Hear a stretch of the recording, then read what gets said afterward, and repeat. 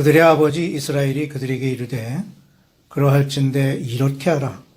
너희는 이 땅의 아름다운 소산을 그릇에 담아가지고 내려가서 그 사람에게 예물로 드릴지니 곧 유향 조금과 꿀 조금과 향품과 몰약과 유향나무 열매와 감 복숭아이니라. 너희 손에 갑절의 돈을 가지고 너희 자루 아귀에 도로 넣어져 있던 그 돈을 다시 가지고 가라. 혹 잘못이 있었을까 두렵도다. 네 아우도 데리고 떠나 다시 그 사람에게로 가라. 전능하신 하나님께서 그 사람 앞에서 너희에게 은혜를 베푸사 그 사람으로 너희 다른 형제와 베냐민을 돌려보내게 하시기를 원하노라. 내가 자식을 잃게 되면 이르리로다. 아멘.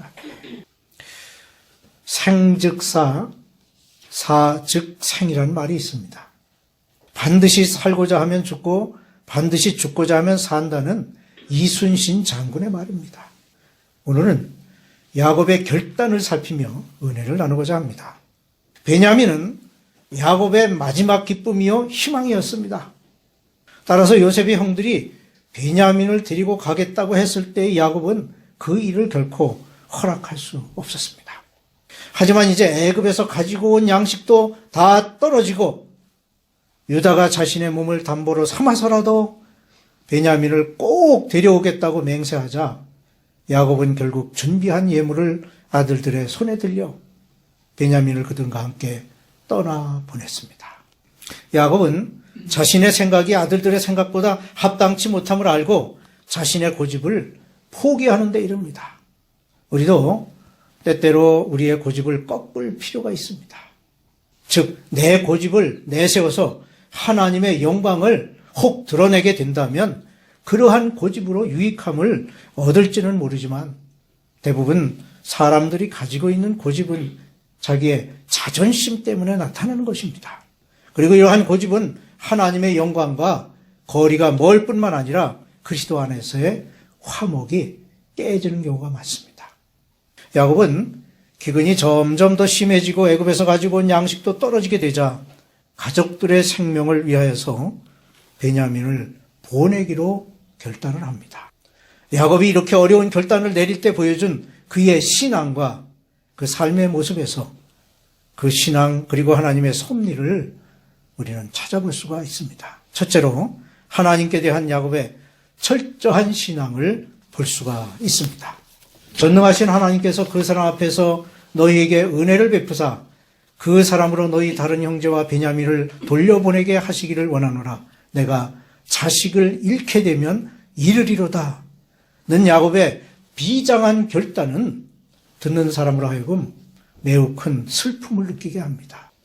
이렇듯 어렵고도 힘든 결단을 내린 야곱이었지만 역시 지금까지 자식들 때문에 당해온 고초를 잊을 수가 없어서 앞장 42장 36절에 보면 그들의 아버지 야곱이 그들에게 이르되 너희가 나에게 내 자식들을 잃게 하도다. 요셉도 없어졌고 시몬도 없어졌거늘 베냐민을 또 빼앗아가고자 하니 이는 다 나를 해롭게 함이로다 라고 애통해 하고 있습니다. 그러면서 그는 자신이 취해야 할 행동이 무엇인지 알았기에 자기 생명보다도 사랑하는 막내 아들 베냐민을 보내기로 결심합니다. 이러한 야곱의 결단은 전능하신 하나님께서 그 사람 앞에서 너에게 은혜를 베푸사 라는 그의 말에서 보듯이 하나님을 신뢰하는 그의 철저한 신앙심을 표현하고 있습니다. 이와 같이 진퇴양난의 어려운 상황 가운데서도 우리가 의지해야 할 것은 오직 전능하신 하나님밖에 없습니다. 하지만 이러한 하나님의 도우심을 얻기 위하여 우리는 자신이 소유하고 있는 것 중 가장 소중한 것을 포기해야 할 때가 있습니다. 신앙은 우리가 의지할 아무것도 없을 때 하나님께 매달리고 의지하게 합니다.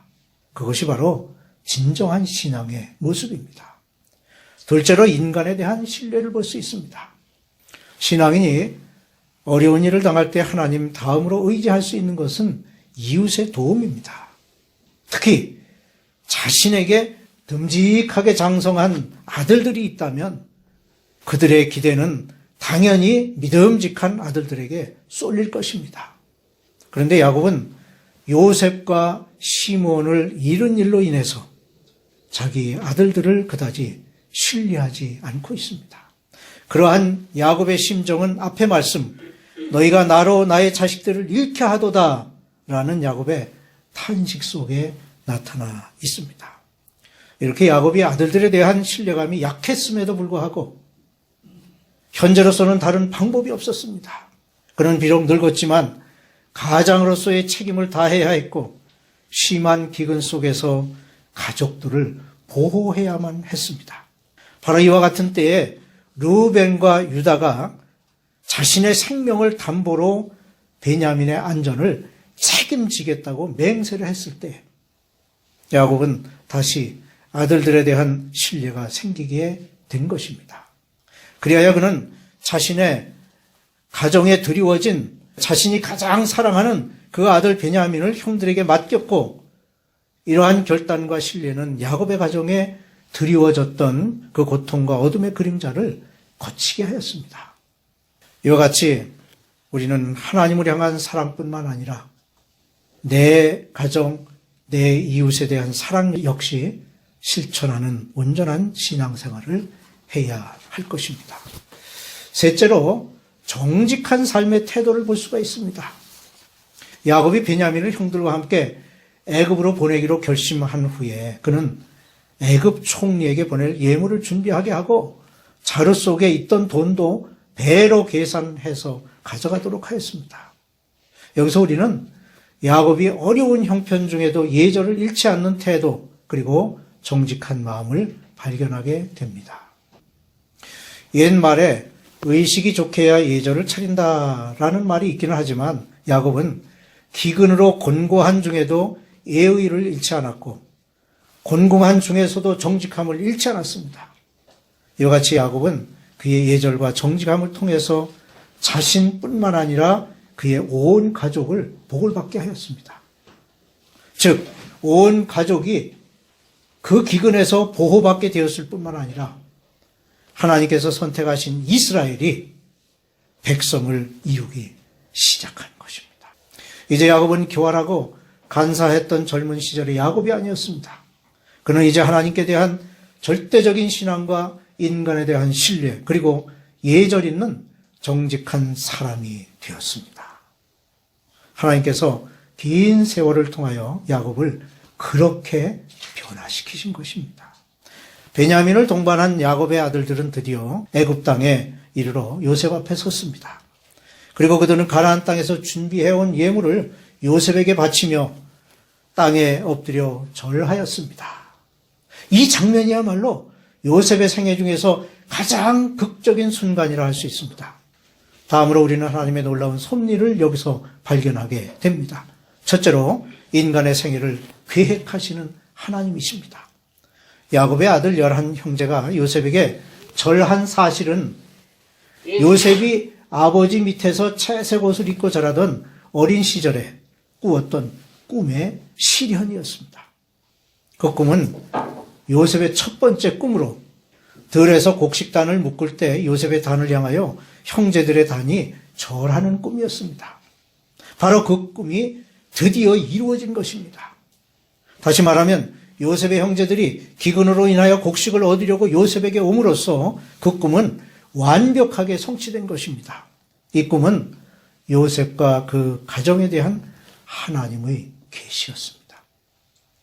하나님께서 이 계시를 실현시키시기 위하여 오랜 세월 동안 섭리하신 것입니다. 요셉이 노예로 팔려갔습니다. 바로의 꿈을 해석해 줍니다. 기근이 닥쳐옵니다. 그리고 11 형제들이 애굽을 방문하는 등등의 사건은 하나님의 섭리의 손길에 이끌려온 그런 사건들이었다고 하는 것입니다. 이와 같이 하나님께서는 모든 생애를 계획하시는 것입니다. 둘째로 하나님의 섭리와 인간의 운명과의 관계가 있습니다. 우리는 요셉의 이 극적인 이야기 속에서 하나님의 섭리와 인간의 운명 간의 관계를 배우게 됩니다. 즉, 인간의 모든 삶의 여정은 하나님의 섭리를 완성하는데 그 목적을 두고 있습니다. 요셉의 이야기는 우리에게 그러한 진리를 가르쳐주고 있습니다. 잠언 16장 9절은 이렇게 말씀합니다. 사람이 마음으로 자기의 길을 계획할지라도 그의 걸음을 인도하시는 이는 여호와이시니라 는 것입니다. 즉 인간의 운명은 하나님의 섭리 안에 있다고 하는 것입니다. 셋째로 하나님의 섭리에 궁극적인 목적이 있습니다. 하나님께서는 요셉의 생애를 통하여 계획하신 섭리에 궁극적인 목적이 있는데, 즉 하나님께서 아브라함에게 세우신 언약을 성취하기 위하여 이스라엘을 보존하시려는 오묘한 섭리의 전주곡이라고 하는 중요한 의미를 지니고 있었습니다. 요셉으로 인하여 이스라엘의 가정은 애굽에서 메시아 민족으로 성장하게 되었습니다. 이것은 요셉을 통한 하나님의 섭리의 궁극적인 목적이었습니다. 하나님의 섭리를 이루기 위한 인간의 결단이 필요한 때가 있습니다. 에스더 4장에 보면 내가 죽으면 죽으리이다 라는 에스더의 결단이 있습니다. 그 결단으로 자신과 자기 민족을 구할 수 있었습니다. 자신의 생명을 내건 결단이었습니다. 우리 또한 하나님의 계획하신 섭리를 위해 필요한 때에 결단해야 할 일이 있을 것입니다.